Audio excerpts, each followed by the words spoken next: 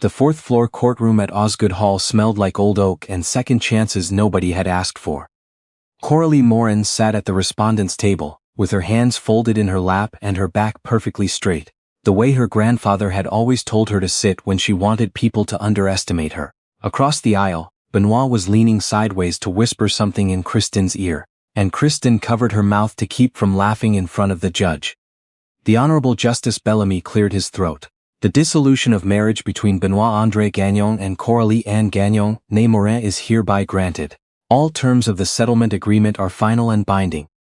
Coralie's lawyer, a precise woman named Fatima Ossi Darko who wore red lipstick and never apologized for anything, collected the signed papers without a word. Benoit looked almost bored. His suit was new. She recognized the cut, a Savile Row knockoff he'd bought on the joint credit card last September, one of 11 charges she'd quietly documented over 6 months. Kristen sat beside him in a cream blazer that was just professional enough to pass for business attire, her hand grazing his forearm every few minutes as though she couldn't help herself. Coralie signed the final page. Her handwriting was clean, unhurried. "You're free to go," Justice Bellamy said. She stood, she picked up her bag, she walked toward the exit without looking back. "Corey, wait," Benoit's voice echoed in the vaulted ceiling. She kept walking. Outside, the November air hit her face. Queen Street was cold and bright and indifferent, the kind of Toronto afternoon where the light cuts sideways through the buildings and makes everything look like the opening shot of a film. Coralie descended the stone steps of Osgood Hall with measured calm. Benoit pushed through the heavy door behind her, Kristen right on his heels. "We should talk," he said, jogging 2 steps to catch up. "The Danforth property, the tenants want to know who they're sending rent to now, and you need to."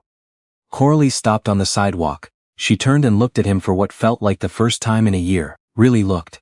He had new highlights in his hair, something subtle, the kind of thing a man did when a younger woman made him self-conscious about his age. He was 41. He looked tired under the vanity. Kristen appeared at his side. "Coralie." She said the name like it was a formality she was honoring. "I just want you to know that Benoit and I didn't mean for this to happen. These things are complicated, and I hope someday you'll understand that nobody wanted to hurt you." Coralie didn't answer. A black Escalade turned off Queen Street and pulled to the curb directly in front of her. The windows were tinted dark. The chrome detailing on the door handles caught the November light. The driver's door opened. A man in his 60s stepped out, tall, broad-shouldered, in a charcoal overcoat and white gloves. He moved around the front of the vehicle with unhurried precision and opened the rear passenger door. "Miss Morin," he said, with a slight incline of his head. Coralie smiled, a real one, not the diplomatic version she'd been deploying in the courtroom for 2 hours. "Thank you, Henri." She slid inside. Through the open door just before Henri closed it, Benoit caught a glimpse of the interior cream leather, a partition of polished walnut, and in the back seat, already seated, a man in a charcoal suit with silver at his temples, a man whose face Benoit couldn't quite make out but whose presence filled the car like something expensive and unmistakable. The door closed, the Escalade pulled away from the curb. Benoit stood on the sidewalk outside Osgood Hall and watched it disappear up Queen Street. "Who was that?" Kristen asked, her voice careful. Benoit didn't answer because he didn't know, and not knowing frightened him in a way he hadn't expected, in a way that hadn't touched him once during 8 months of lying to his wife every single day. Coralie had cried twice during their marriage, once when her grandfather died, and once when their dog was hit by a car on a street in the annex. She had not cried this morning. She hadn't raised her voice or sent a single angry text in the 6 weeks since she'd told him she was filing. She'd packed her things from their Rosedale house over one quiet weekend while he was at a conference, taken her grandmother's china and her grandfather's books and nothing else, and moved into a building he'd never seen the address of. No tears, no begging, no scene in the driveway. She had walked out of a 7-year marriage, like it was a meeting that had run long. Benoit pulled out his phone and checked his banking app, a notification from the credit card company. Payment overdue, $3,800 balance. He'd been counting on Coralie to handle it, the way she'd handled everything else. 3 years before the divorce, Coralie's grandfather, Edouard Morin, had died in a private room at Mount Sinai Hospital at 4:17 in the morning, with Coralie holding his left hand and a nurse quietly adjusting monitors in the corner. He was 89. He had been a mechanical engineer who'd spent 30 years in Ottawa before retiring to a farm outside Guelph, and in 1987 he had registered 4 patents, on a proprietary reinforced concrete composite and 3 variants of a load-bearing panel system that had been licensed, gradually and then all at once, to construction firms across North America and Europe. By the time Coralie was old enough to understand what a patent was, her grandfather's royalties were paying for her university education and quietly accumulating in a trust. In the weeks before he died, Edouard had asked her to sit beside him in the mornings and tell him about her work. She was a structural engineer at a mid-sized Toronto firm. She liked the work, she was good at it. The trust, he'd said one morning, his voice thin but precise as always. You can access the full balance when you turn 35. It's grown considerably. How considerably? He'd named a number. She'd sat very still. But Corey, he'd used her childhood name, which he almost never did. I need you to promise me something first. What? Don't tell your husband yet. He watched her face when he said it. I'm not saying he's a bad man, I don't know him well enough. But I know that money changes what people feel entitled to. I've watched it happen in my own family. Wait. See what he does when he thinks you have nothing.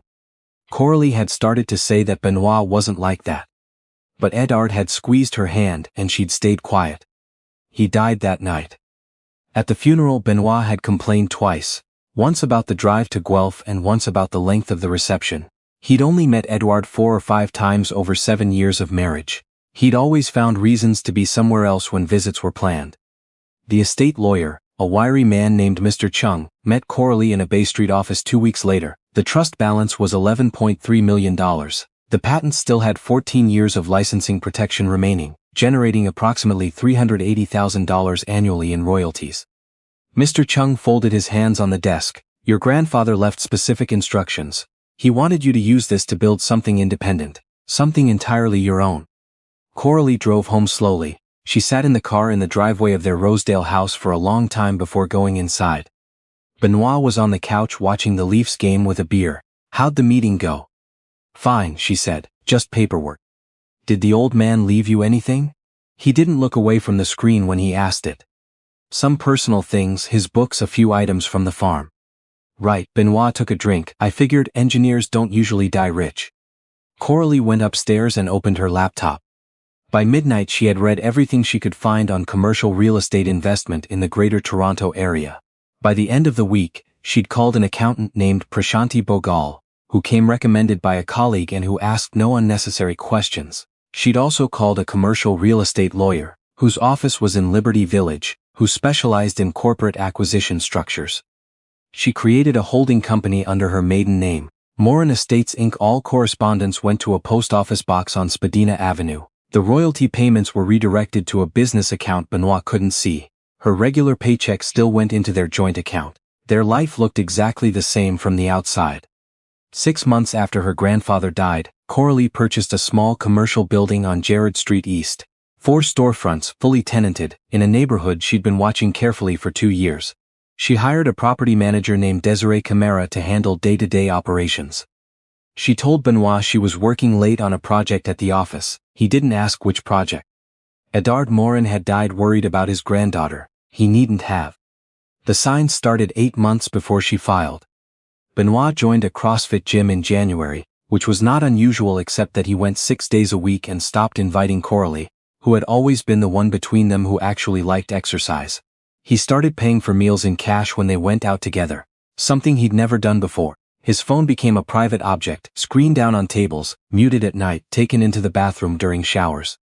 Coralie was a structural engineer. She noticed structural changes. She reviewed their joint credit card statements the way she always had, because she always had. She'd managed their household finances from the beginning, because Benoit found spreadsheets boring and she genuinely didn't mind. In February there was a charge from a boutique hotel on Wellington Street for a Tuesday afternoon, a Tuesday 3/12. She paid the bill. She said nothing. She started paying closer attention. By March she had cataloged 17 charges that didn't fit: a florist, 3 hotels, 2 restaurants she'd never been to, a jewelry store in Yorkville, over $14,000 on their joint card in 5 months. She'd been paying it off every month without blinking, using the money from a marriage she'd believed in. She gave him time to say something on his own. She waited through 3 dinners and 2 weekend trips and a birthday where he bought her flowers and signed the card with just his name. No note inside. He said nothing. The lies came as easily as weather reports. In April, Coralie called a private investigator named Jourdain Price, who had been referred by Fatima Ossi Darko, whom Coralie had already consulted twice about the structure of her business interests in the event of a divorce. She'd been preparing for a possibility she still hoped she was wrong about. Jourdain was methodical and discreet. He needed 6 days. He called on a Thursday morning and asked if they could meet at a coffee shop on Bloor Street. When Coralie arrived, he slid a folder across the small table without ceremony. Inside, photographs: Benoit and a woman named Kristen Rourke, a project coordinator at the architecture firm where Benoit worked as a senior partner, leaving a hotel on Wellington Street, holding hands on a patio in Leslieville, kissing in the parking garage beneath his office building, captured on the ramp camera. She's a direct report, Jourdain said. He manages her performance reviews. Coralie looked at the photographs for a long time. 4 months documented, Jourdain said quietly. Based on the comfort level in the photos, I'd estimate it started earlier. She took the folder home that evening. She read it all when Benoit was at the gym. Kristen's gym, now the CrossFit place he'd joined in January when he decided to stop being the man Coralie had married. She read the text message logs. She read Benoit calling her rigid, humorless, obsessed with work. She read Kristen calling her the obstacle. She read a message where Benoit wrote, "Once the divorce is sorted, she'll fall apart. She doesn't really have anything without me." She set the folder down. She didn't fall apart. She felt something cold and clear settle in the center of her chest, something that had no relationship to grief, that was more like the particular focus she got when a structural calculation finally resolved itself. She opened her business portfolio and reviewed the numbers. Morin Estates Inc. held 6 commercial properties, 3 on the east side, 1 in the Junction, 1 in Etobicoke, and the Jared Street building that had started it all. Combined appraised value, 21 point rental income, 87 in thou. The trust fund had grown through careful reinvestment to $14.8 million. Her total personal assets, entirely separate from anything Benoit knew about, totaled just under $30 million. She called Fatima the next morning. "I'm ready to file," she said, "and I want it clean." While Benoit continued to kiss Coralie goodbye every morning before work, she quietly intensified everything. She purchased 2 more properties, a mixed-use commercial building in Kensington Market and a small office complex in North York, bringing her portfolio to 8 assets. She had the legal title structure reviewed 3 times to confirm there was no possible matrimonial property argument to be made. Fatima had been thorough from the start. The prenuptial agreement, which Benoit had actually initiated early in their engagement, worried about protecting his stake in the architecture firm, had been drafted to protect both parties' separate assets. It was ironclad. It was also, Fatima noted with quiet satisfaction, about to work against him spectacularly. Coralie also purchased a condominium in the Distillery District, 8th floor, exposed brick, floor-to-ceiling windows looking south toward the lake. She had it furnished over 2 weekends while Benoit thought she was visiting a colleague. She didn't feel guilty. She'd given Benoit 7 years of complete loyalty, 7 years of managing their household and supporting his career and paying down debt he accumulated, while she built something of her own that he'd never thought to ask about. Her grandfather had been right. Benoit had never asked about the Morin family. He'd never asked where she came from or what she came from. He'd never thought to wonder whether her origins might matter. In September she confronted him. He was in their kitchen when she walked in, and set the folder on the counter between them.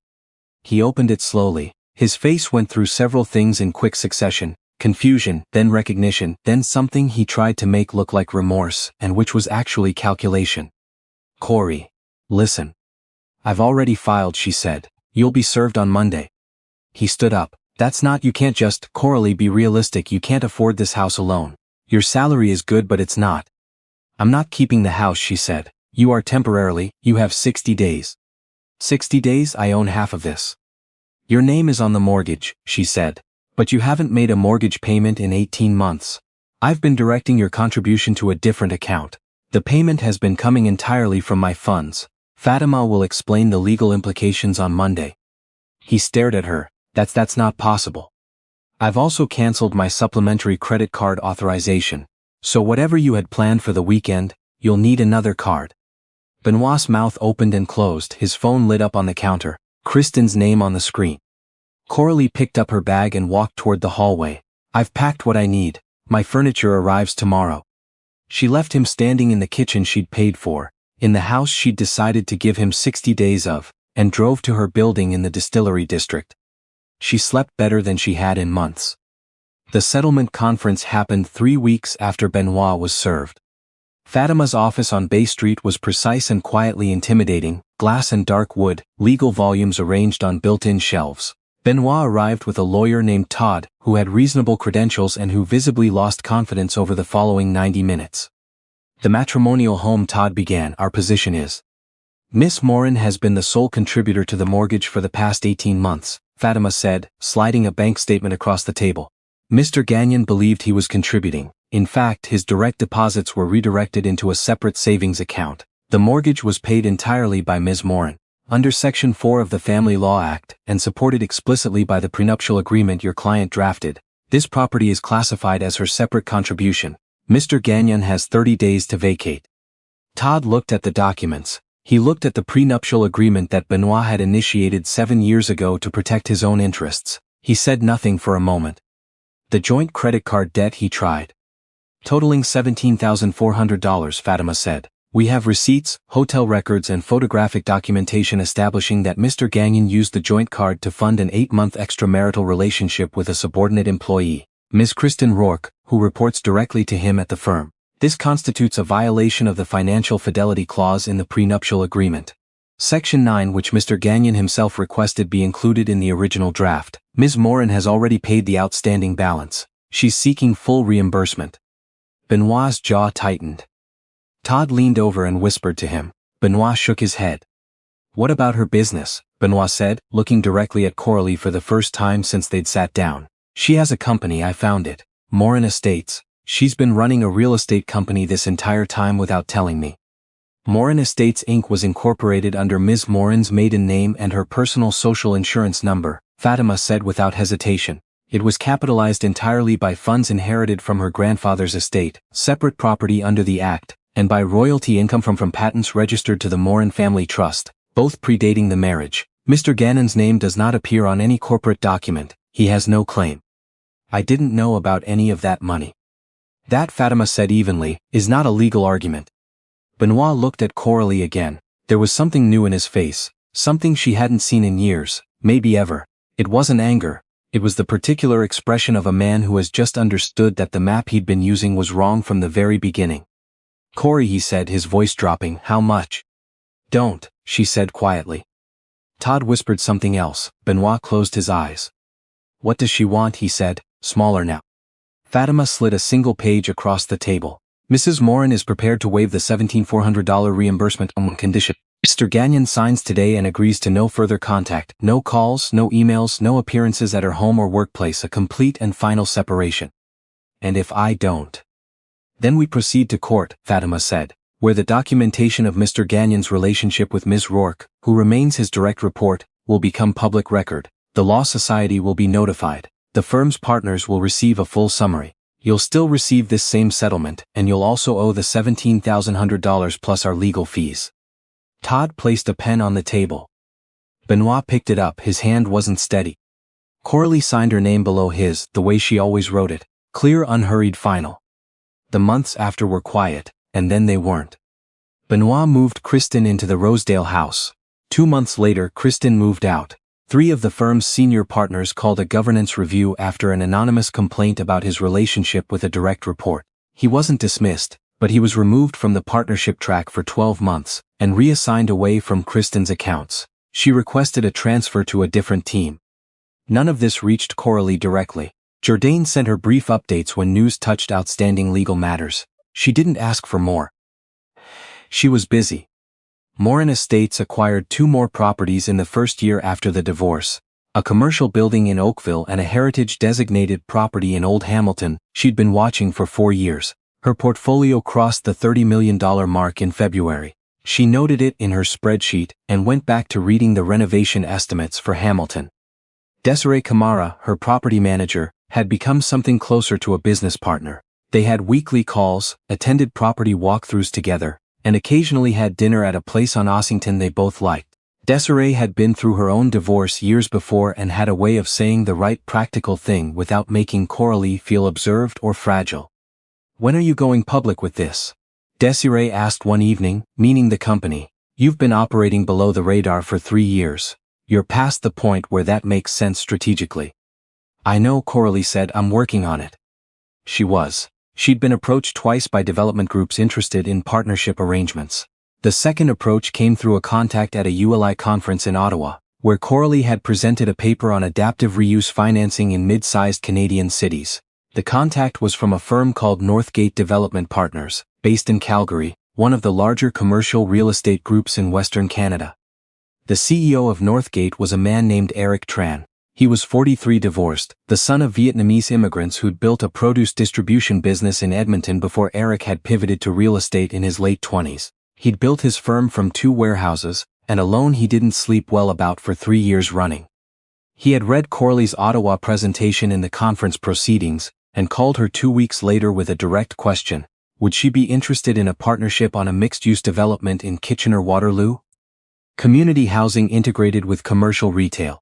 The numbers he outlined were serious, and so was the social architecture of the project, which prioritized affordable units in a way most developers considered a constraint, and Eric considered the actual point.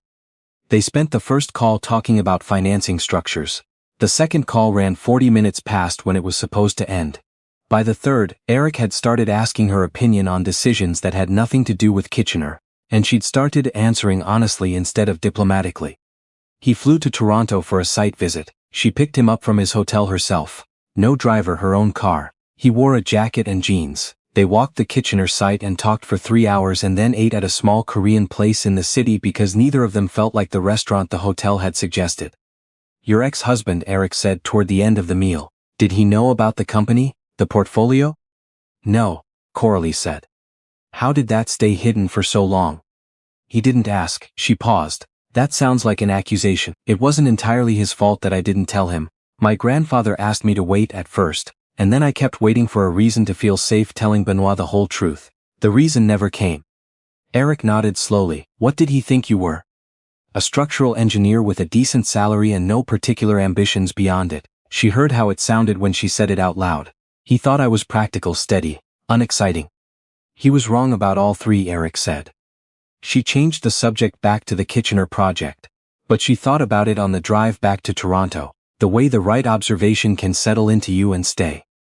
Over the following months, Eric found reasons to call more often than any single project required. He sent her articles she actually wanted to read. He asked her opinion on 2 Calgary acquisitions as if her answer genuinely informed the decision, and it turned out it did. Eventually he asked whether she'd have dinner with him when he was next in Toronto, and when she asked whether it was a business dinner, he said, simply no, it doesn't have to be. They had dinner in February at a restaurant in the Distillery District, 3 blocks from her building, somewhere small and not trying too hard. He wore a sweater. She wore a dark green dress she'd bought herself the month after the divorce was finalized. They talked about their families and about Calgary winters, and about what it meant to build something in a city you actually plan to stay in. She didn't check her phone once. She saw Benoit one more time. It was at a Toronto Urban Land Institute dinner in April, 14 months after the divorce. Coralie was attending as a guest of the organizing committee. Morin Estates had been invited to present at the following year's conference, and she was meeting the programming director that evening. She'd been circulating for 20 minutes when she saw him. Benoit was working the event, not attending it. He was part of the catering staff, in a white server's jacket, carrying a tray of water, glasses through the ballroom. He'd left the architecture firm, she'd heard, or been asked to leave. The details weren't entirely clear. Whatever he was doing now, it had brought him here tonight. He hadn't seen her yet. She watched him move through the room. He'd aged in 14 months in a way that had nothing to do with years. He looked like a man carrying something heavy in a place where nobody could see it. Later in the evening, after she'd given a brief, well-received introduction at the podium, and confirmed 2 speaking slots for the following spring's conference, Coralie was collecting her coat near the service entrance when Benoit came through with an empty tray. He stopped. They looked at each other. She reached into her clutch and set a $20 bill on the edge of his tray. Good service tonight, she said. Nothing cruel in it, nothing triumphant, just a simple fact stated plainly, and then she walked away. Eric was waiting near the coat check. He helped her with her coat and looked at her face for a moment, reading something there the way he'd learned to over the past several months. Everything okay? He asked. Yes, she said. And she meant it the way she always meant things now. entirely without reservation, without any part of herself held back in preparation for disappointment. In the car moving through the November streets, she thought about her grandfather in that hospital room, hands folded on the blanket, watching her carefully. She thought about what he'd known, that she'd been too young to fully understand yet, that the measure of a person is what they build when nobody is looking, and that the truest test of a marriage is who you are permitted to become inside it. She'd become someone who built things, someone who knew her own floor plan, every load-bearing wall, every place that could hold weight and every place that couldn't. Toronto moved past the window, lit and gray and ongoing, indifferent to individual stories in the way that only very large and honest things can be. She stopped thinking about Benoit somewhere on the drive back through the city, not because it was a decision she made, but simply because he didn't come back into her mind after that. There was nothing left in her that needed him to exist in any particular way. That, she understood at last, was what it felt like to have actually won. Not noise, not performance, not the satisfaction of watching someone suffer, but just the quiet, solid fact of a life that had moved so completely beyond him that there was no longer any space where his absence could be felt.